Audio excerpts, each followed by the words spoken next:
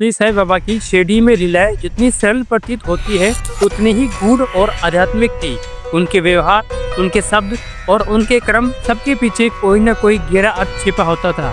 ऐसे ही साईं बाबा की एक लीला है दक्षिणा लेना। शुरुआत में साईं बाबा एकदम विरक्त जीवन जीते थे।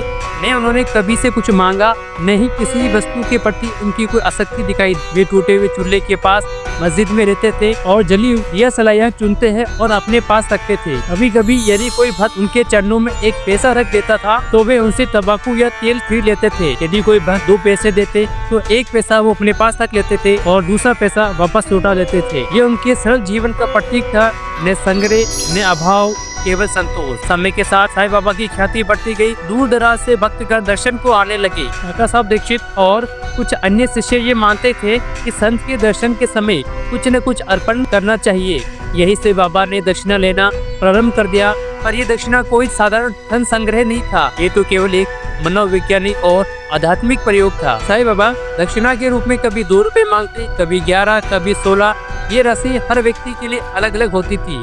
ये राशि बाबा के लिए महत्व नहीं रखती थी, लेकिन उस व्यक्ति के भीतर जो आसक्ति थी, मोह था, उसे पहचान कर बाबा उसे विशेष दक्षिणा मांगा करते थे। कई बार कोई भक्त जब धन देने से हिचकिचाता था तो बाबा मुस्कुराते और कहते हैं, मैं तुमसे रुपए नहीं लेता, मैं तुम्हारा बोझ लेता हूँ। बाबा स्वयं कहा करते थे, जो कुछ भी मैं स्वीकार करता हूँ मुझे उसे 100 गुना अधिक वापस करना पड़ता है। ये शब्द केवल सांकेतिक नहीं थे बल्कि जीवन बदल देने वाले थे। जो भक्त सच्चे हृदय से बाबा को कुछ अर्पित करता था, वे बदले में आशीर्वाद, समाधान, मानसिक शांति और कभी कभी तो जीवन की दिशा ही पाता था। शास्त्रों में भी दक्षिणा का महत्व समझाया गया है। शास्त्रों में कहा गया है, ईश्वर, संत, गुरु और राजा के दर्शन बिना कुछ अर्पण किए अधूरे होते हैं। उपदेशों में वर्णित है, प्रजापति ने तीनों देव, मनुष्य और असुर को देह का उपदेश दिया। देवों ने उसे दम यानी कि आत्म नियंत्रण माना, मनुष्य ने उसे दान समझा और असुरों ने दया समझा।